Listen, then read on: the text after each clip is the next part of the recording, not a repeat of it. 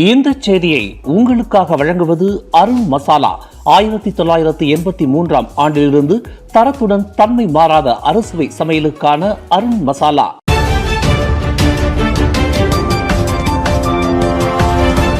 வணக்கம். திசைகளின் ஒரு மணி செய்திகள். HRD காப் தலைமை செயல்முறை அதிகாரி நியமிக்கும் அதிகாரம் இயக்குனர் வாரியத்திடமே வழங்கப்பட வேண்டும். மனிதவள அமைச்சின் கீழ் உள்ள மனிதவள மேம்பாட்டுக் கழகமான HRD காப்பில் நிகழ்ந்ததாக கூறப்படும் முறைகேடுகள் தொடர்பில் மலேசிய ஊழல் தடுப்பு ஆணையமான SPRM தனது விசாரணையை தொடங்கியுள்ளது. அதேவேளையில் HRD காப்பை நிர்வகிப்பதற்கு தலைமை பொறுப்பை ஏற்றிருக்கும் தலைமை செயல்முறை அதிகாரியை நியமிக்கும் அதிகாரம் அதன் இயக்குனர் வாரியத்திடமே வழங்கப்பட வேண்டும் என்று FMM எனப்படும் மலேசிய தயாரிப்பாளர்கள் சம்மேளனம் வலியுறுத்தியுள்ளது. HRD காப்பின் தலைமை செயல்முறை அதிகாரியை நியமிக்கும் அதிகாரத்தை தற்போது அரசாங்கம் அல்லது மனிதவள அமைச்சரிடம் ஒப்படைக்கப்பட்டுள்ளது. இந்த நடைமுறை மாற்றப்படுவதற்கு ஏதுவாக HRD காப் சட்டம் மறு ஆய்வு செய்யப்பட வேண்டும் என்று அந்த சம்மேளனம் வலியுறுத்தியுள்ளது. HRD காப் மீது பொது கணக்கு குழுவும் தேசிய கணக்காய்வு துறையும் நடத்திய ஆய்வில் அந்த மனிதவள மேம்பாட்டுக் கழகத்தின் நிர்வாகத்தில் முறைகேடுகள் நிகழ்ந்திருப்பதற்கான சாத்தியத்தை அம்பலப்படுத்தியுள்ளன. இதனைத் தொடர்ந்து HRD காப் நிர்வாகம் தற்போது SPRM விசாரணைக்கு இலக்காகியுள்ளது. HRD காப் நிர்வாகத்தில் பலவீனங்கள் இருப்பதை தேசிய கணக்கு தணிக்கை இலாக்கா நேற்று முன்தினம் வியாழக்கிழமை அம்பலப்படுத்தியிருந்தது. மனிதவள மேம்பாட்டு நிதியின் ஒரே பாதுகாவலராக இருந்து வரும் HRD காப்பின் நிர்வாகத்தை மேம்படுத்த உறுதியான மற்றும் விரைவான நடவடிக்கை தேவை என்று அந்த சம்மேளனத்தின் தலைவர் ஷோ தியான் லாய் கேட்டுக்கொண்டுள்ளார். HRD காப்பில் நிகழ்ந்ததாக கூறப்படும் முறைகேடுகள் தொடர்பில் SPRM-இடம் புகார் அளிக்கும்படி மனிதவள அமைச்சின் தலைமை செயலாளர் டத்தோசரி கைருல் ஜைமி டவுட் மற்றும் HRD காப் நிறுவனத்தின் தலைமை செயல்முறை அதிகாரி ஷாஹுல் ஹமீத் டவுட் ஆகியோருக்கு மனிதவள அமைச்சர் ஸ்டீவன் சிம் உத்தரவிட்டுள்ளார். HRD காப்பில் நிகழ்ந்ததாக கூறப்படும் எந்தவொரு சட்ட மீறலையும் மனிதவள அமைச்சு சகித்துக் கொள்ளாது என்று அமைச்சர் ஸ்டீவன் சிம் நினைவுறுத்தியிருந்தார். பினாங்கு சுங்கைபக்காப் சட்டமன்ற தொகுதி இடைத்தேர்தல் வாக்களிப்பு இன்று சனிக்கிழமை காலை 8 மணியளவில் தொடங்கியது. சுறுசுறுப்பாக நடைபெற்று வருவதாக கூறப்படும் சுங்கைபக்காப் இடைத்தேர்தலில் காலை 12 மணி வரையில் 30 விழுக்காட்டிற்கும் அதிகமான வாக்குகள் பதிவாகியுள்ளது என்று தேர்தல் ஆணையமான SPR அறிவித்துள்ளது.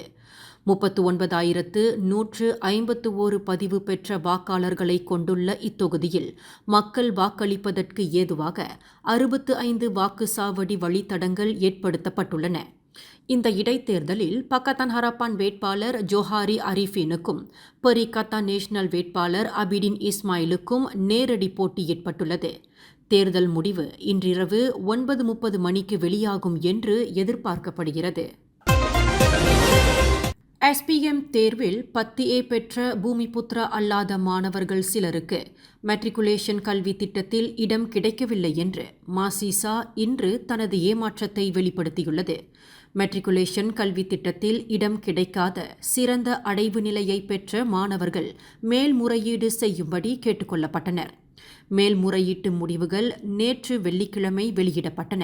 ஆனால் 10A பெற்ற பூமிபுத்ரா அல்லாத மாணவர்கள் சிலரது மேல்முறையீடு நிராகரிக்கப்பட்டுள்ளதாக மாசிசா தலைவர் டாக்டர் வி காசியோங் இன்று நடைபெற்ற செய்தியாளர்கள் கூட்டத்தில் தெரிவித்தார். SPM தேர்வில் 10A பெற்ற மாணவர்கள் அனைவருக்கும் மெட்ரிகுலேஷன் கல்வி திட்டத்தில் வாய்ப்பு வழங்கப்படும் என்று பிரதமர் டத்தோஸ்ரீ அன்வார் இப்ராஹிம் கடந்த வாரம் உத்தரவாதம் அளித்து இருந்தார். எனினும் 10A பெற்ற பூமிபுத்ரா அல்லாத மாணவர்களின் மேல்முறையீடு நிராகரிக்கப்பட்டு இருப்பதாக வி காசியோங் தெரிவித்தார். கல்வி அமைச்சின் இந்த முடிவு உண்மையிலேயே வருத்தம் அளிக்கிறது என்று அவர் குறிப்பிட்டார். பல்கலைக்கழகங்களில் நுழையவிருக்கும் புதிய மாணவர்களிடம் HIV சோதனை நடத்தப்பட வேண்டும் என்று மலாயா பல்கலைக்கழகத்தின் மாணவர் அமைப்பின் இடைக்கால தலைவர் நசீரா அப்துல்லா வலியுறுத்தியுள்ளார். 18க்கும் 25க்கும் இடைப்பட்ட வயதுடைய இளையோர்கள் மத்தியில் HIV சம்பவங்களின் எண்ணிக்கை தொடர்ந்து அதிகரித்து வருவதால் உயர்கல்விக்கூட மாணவர்களின் பாதுகாப்பை கருத்தில் கொண்டு இந்த சோதனையை அந்தந்த பல்கலைக்கழகங்கள் கட்டாயமாக்க வேண்டும் என்று அவர் கேட்டுக்கொண்டுள்ளார். தற்போது HIV சம்பவங்கள் தொடர்பான தடுப்பு நடவடிக்கைகள் பல்கலைக்கழக வளாக அளவில் மேற்கொள்ளப்படுவதில்லை. அதேவேளையில் இந்நோய் தொடர்பான விழிப்புணர்வு நடவடிக்கை மீதான கொள்கை வரைவுகளும் போதுமான அளவில் இல்லை. இந்நிலையில் புதிதாக சேர்க்கப்படும் மாணவர்கள் மத்தியில் HIV சோதனை நடத்தப்படுவது அவசியமாகும் என்று நசீரா அப்துல்லா விளக்கினார். சரம்பான் சுங்கைகாடோட் தமான் துவான்கு ஜாஃபார் பகுதியில் அருள் பாலித்து வரும் அருள்மிகு ஸ்ரீ மகா ராஜராஜேஸ்வரர் ஆலயத்தின் வருடாந்திர பிரம்மோற்சவ திருவிழா நாளை ஜூலை 7ஆம் தேதி ஞாயிற்றுக்கிழமை வெகு விமரிசையாக கொண்டாடப்படுகிறது. ஆலயத்தின் இந்த வருடாந்திர திருவிழாவையொட்டி முன்னிட்டு கடந்த ஜூன் 27ஆம் தேதி முதல் வரும் ஜூலை 9ஆம் தேதி வரை சிறப்பு பூஜைகள் தொடர்ந்து நடைபெற்று வருகின்றன. அனைத்து பூஜைகளும் திருக்கயிலாய பரம்பரை ஸ்ரீ கந்த பரம்பரை சூரியனார் கோயில் ஆதீன ஸ்ரீ காரியம் வாமதேவ ஸ்ரீமத் சிவகர தேசிக சுவாமிகளின் ஆலோசனையின்படி நடைபெற்று வருகிறது. ஆலய திருவிழா குறித்து கோபி குருக்கள் இவ்வாறு விவரித்தார்.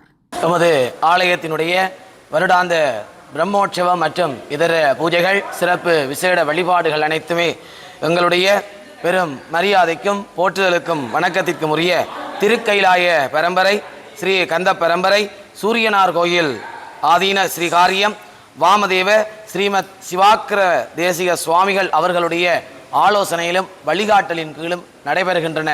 அருள்மிகு ஸ்ரீ மகா ராஜராஜேஸ்வரர் மகா சமஸ்தான திருக்கோயிலின் வருடாந்திர பிரம்மோற்சவ திருவிழாவில் பக்தர்கள் திரளாக கலந்து கொண்டு அம்மையப்பர் திருவருளை பெற்று இன்புறுமாறு ஆலய நிர்வாகத்தினர் சார்பில் கோபி குருக்கள் கேட்டுக்கொண்டுள்ளார்.